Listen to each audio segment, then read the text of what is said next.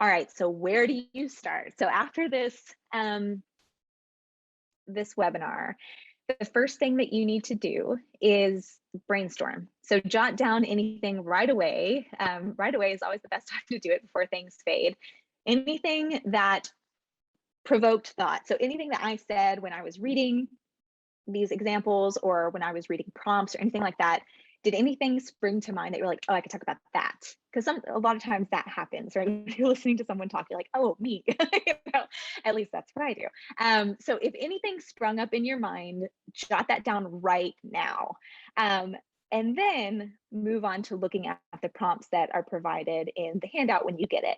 So pick an answer. So maybe the ones that you wrote down tonight, we won't have time to do it together. But the how prompt and the what prompt that you selected, start with those because you already wrote it down or screenshotted it. And write down your answers. It doesn't have to be good grammar. It doesn't have to like be full sentences even. It doesn't have to be in any particular order, just random thoughts. And for those of you that don't feel like natural writers, one of the things that I actually do, because I obviously like to hear myself talk, is I record myself talking. And I imagine that I'm in a presentation like this and that someone asked me a question and it's one of those prompts. So what if someone asked you the prompt that you selected in a Q&A on the spot, what would you say? And record yourself talking. And then you can go back and listen to those and be like, okay, are there any overlap between these questions to these prompts? What comes out? What seems the most true to me? And then you can start adapting those into full sentences because that's the next step.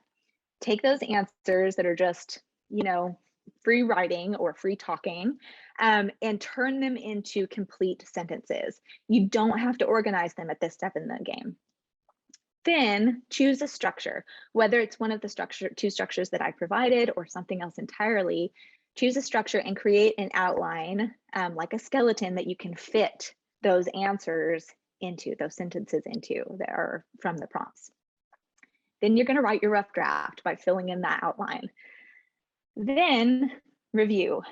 And while you do this, make sure you're considering your audience, make sure that you're not writing outside their scope of understanding, and also consider any writing rules and the things to avoid that I presented to you. So, you know, jargon, argumentative tone, all those sorts of things. Then rewrite, rewrite, rewrite. Rewriting always takes longer than writing. You always spend longer in this phase.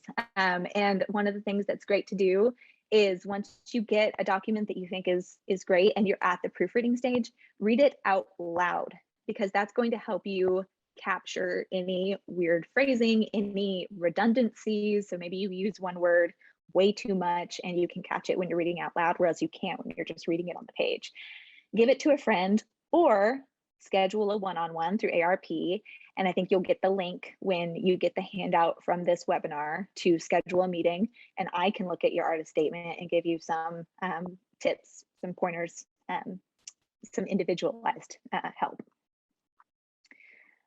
All right, and then some final tips. Silence your inner critic. Don't tell yourself you're too gushy or too sappy or too whatever. This is about you and your art, and just free write without the critic being there, you know, being mean to you. Embrace your art as you would, you know, the art of your someone you're teaching or someone you're mentoring or your relative or someone like that. Try to talk about it lovingly. And then emulate the level of confidence of the best communicator you can think of, or I often say, like, as if you're going into an interview, these documents really should have the confidence of you in an interview. Or maybe you're not good at interviews, but you're good at first dates. So your confidence of you on a first date, like, I know I'm great. I'm not going to come across too cocky. I'm just going to come across as like perfect level of like sure of myself, right? That's the perfect sort of air to have in these sorts of documents. And then find artist statements from artists you admire online. I have lots, I gave you 4 examples here, but I gave you links to other examples in the handout. But also just look people up. Maybe they've won an award that you really want to get, or they've been involved in a performance that you really want to be involved in. Look search out their artist statements and, you know, don't copy them, but let them inspire you in the way they're structured, or sort of like the kind of voice that they use or whatnot. Let that inspire your own writing.